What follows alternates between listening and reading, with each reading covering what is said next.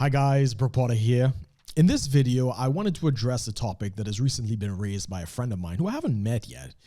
His name is Neil Donovan. He's the proprietor over at the Mindless Chef. He's got a Facebook page. I'll put a link below if anybody's interested, as well as his YouTube channel.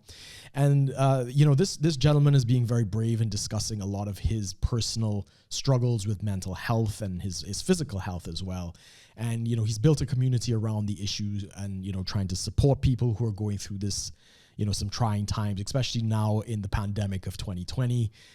I really applaud this man, and I look forward to meeting him. He's not too far out here in Aberdeen, but of course, with the lockdown in Wales still being lifted, we haven't had the chance to do that. But I totally applaud what this man is doing, and I wanted to share a little bit about my journey when it came to the issue of mental health. Now, I've been out in the UK now for 4 years. I got out here October 2016. And I'll be very honest, when I got out here, I was so unsure of myself, so insecure. I mean, I'd left a country that I'd lived in for almost 36 years. To come out here, yes, thank God I speak the language. Well, barely. But yeah, I was dealing with a lot of insecurities and a lot of issues and stuff like that. My mother was going through quite a routine. I'll get to her story in some other time. And yeah, it was just, the first time in a long time that I was able to be on my own and, just kind of deal with the issues that I was going through. And on that journey, I decided that this is a time of self-improvement, a time of, self-discovery, of, really dealing with myself, because I didn't have to, take care of my mother anymore. And I embarked on a journey of self-discovery and, just improving myself in these other things. And that led me down a journey of, discovering things like The Rational Male by Rollo Tomassi, as well as The Ways of Men by Jack Donovan. And I really started out on a journey of exploration, starting with the very basics, like what does it mean to be a man? And in this day and age, masculinity and what it means to be a man tends to be frowned upon. You get phrases like toxic masculinity thrown around and all these other different types of things, especially out here in the UK. Not so much in Trinidad and Tobago, where I'm from, in the Caribbean, although I did see cracks of it when I would visit the University of the West Indies in Trinidad. I guess, some of the feminists were kind of creeping in and stuff like that. But for the most part, the Caribbean doesn't have this culture. So yeah, coming out here, I was confronted with a lot of anti-masculine bias and stuff like that. And again, I was in quite a state. I was very insecure. I was probably on the verge of tears many a time. And I really set out to try and deal with these types of things. So part of that journey, of course, was, getting back into the gym. Part of that was also, building up strength and stuff like that. But at the same time, I would try to do at least 6 sessions of counseling at the beginning of every year. So from the first year, that was from 2016 to 17. So by 2017, I started doing counseling again to try and get the mind right. And every year I kind of resolved to myself that I would do at least 6 sessions of counseling at the beginning of every year, just to help improve myself, get an outside perspective to deal with internal issues and stuff like that. And it has been fantastic. I've had a lot of fantastic counselors come and speak into my life. In fact, I ended up living with one. He wasn't my counselor, but he did counseling as well. He was my flatmate in North London, as well as when I was out in Essex. And, if he sees this video, bro, I love you, man. I miss you. Out here in Wales, it's not the same, not being able to hang out like we used to. But yeah, I had a lot of issues. I was even exposed to a couple counselors, like as they were finishing their their degrees and other things like that, they needed to rack up a certain amount of hours. So I got a lot of free counseling as well, which was fantastic. And it is something that's not really discussed, especially amongst men. And I can definitely say it has had tremendous benefit towards me and really improved my life and really helped shape and give direction for, where I'm at and where I'm going with my life. And a lot of it has to do with, kind of understanding that there is a difference between men and women. What a shock. In terms of how we're perceived in society. Women, just by their nature, tend to be valued. Women and children tend to be valued, just for being. Women, of course, can produce children, and young kids, of course, they have their whole life ahead of you. But men tend to be valued on what we can do or what we can provide, as the case might be. And, going off the work of Jack Donovan and his book, The Ways of Men, he came up with the 4 attributes of masculinity, which included, I think it's strength, courage, mastery, and honor. And this goes back to the tribe, back in our caveman smashing days. You would want these traits in order for the community of, your tribe to be able to survive. You had to be strong in case you had to defend the tribe in any kind of capacity. You had to be a person of honor because, the survival of the tribe depended on you being able to do the things that you say that you're going to do. You had to be competent. You had to provide something for the tribe. You had to be a hunter, or you had to be a protector, teacher, provider, whatever the case might be. If you were kind of useless, the tribe probably was not going to esteem you very highly, and they might leave you behind, as the case might be. And of course, courage. You have to be able to, confront the challenges that are going to attack the tribe. Now, of course, we're a long way from our caveman days, but in many respects, those attributes still ring true for most men. Men generally, espouse these attributes, and they're a gift. Every man has the potential to be very strong, just by the nature of testosterone. We can put on more physical muscle mass and gain strength and these other types of things.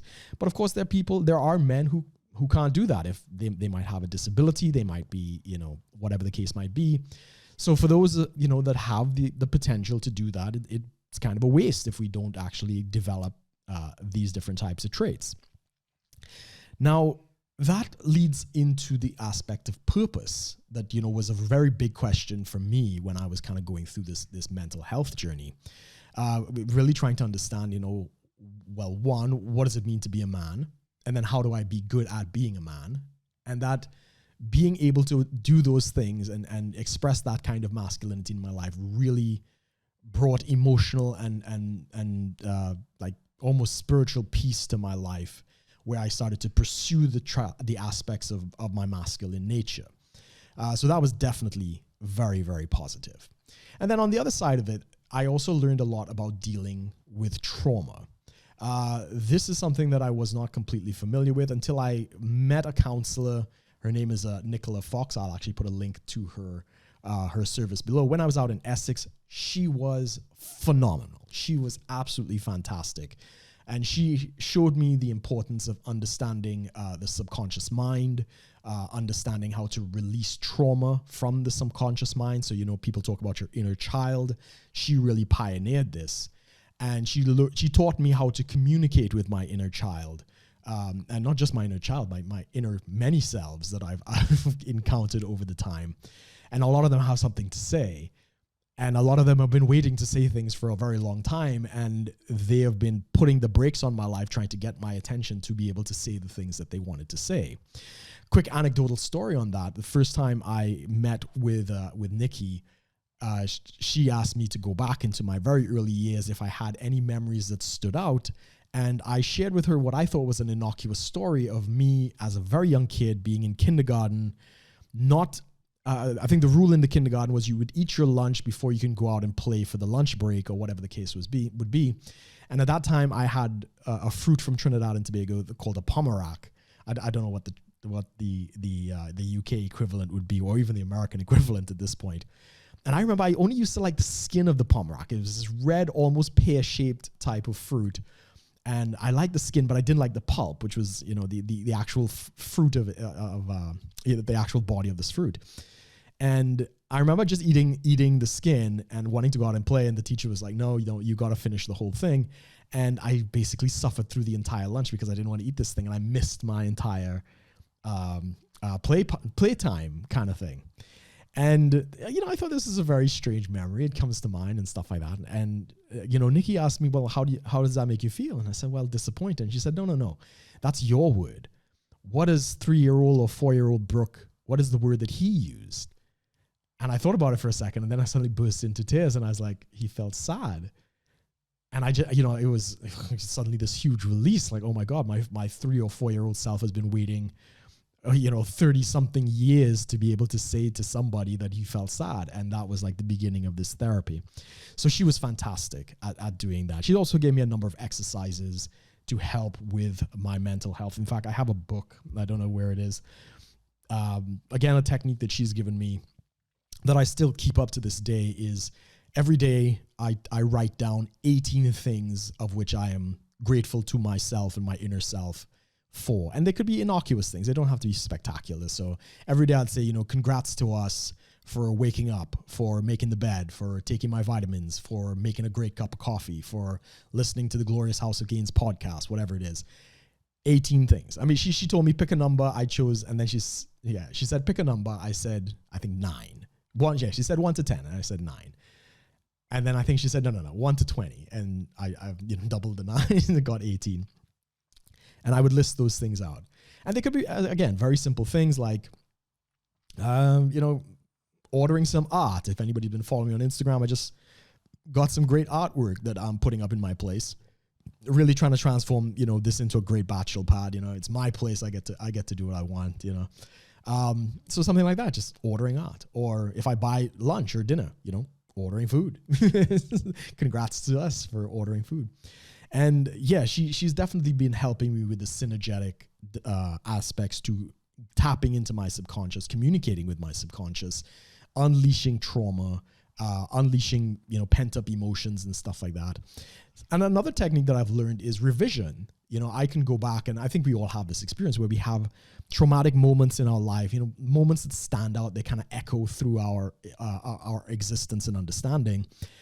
And I would very much go into it, remember those times, really feel the emotions. It's very important not to deny what I felt and what I think of the situation and stuff like that.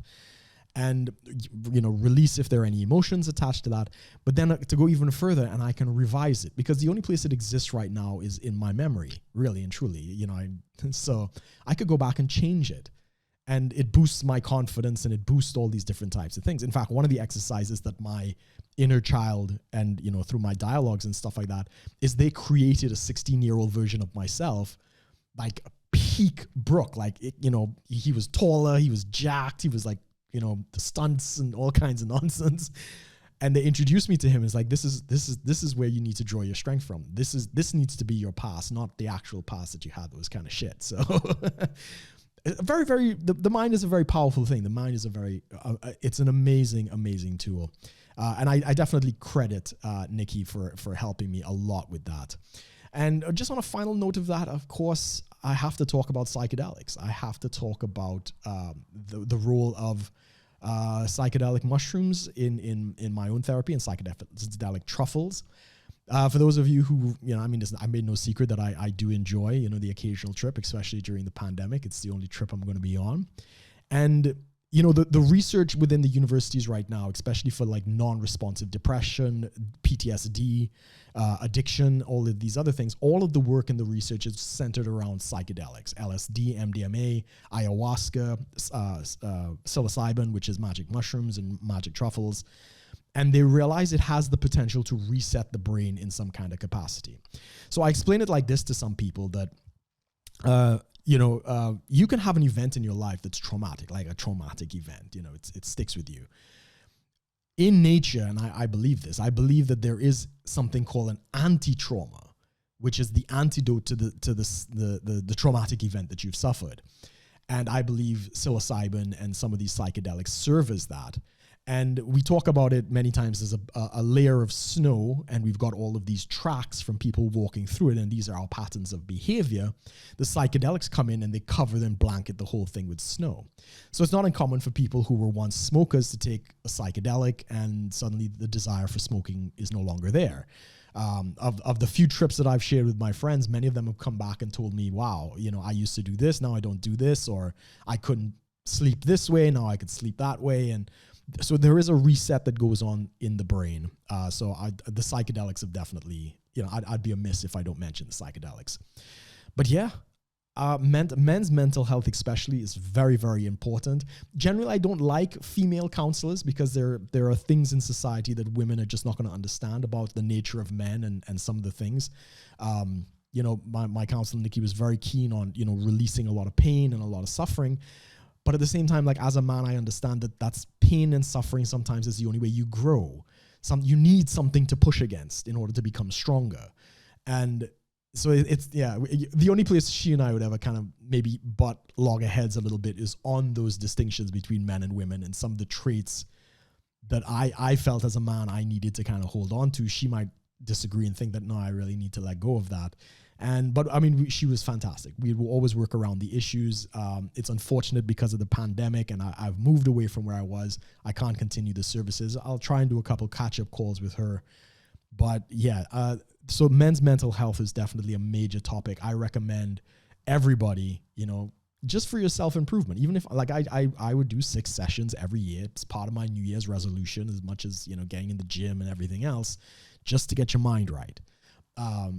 So I definitely recommend that. I think it's something that needs to be talked about more, hence I'm doing this video. And yeah, again, it's in support of my friend Neil. I haven't met him yet.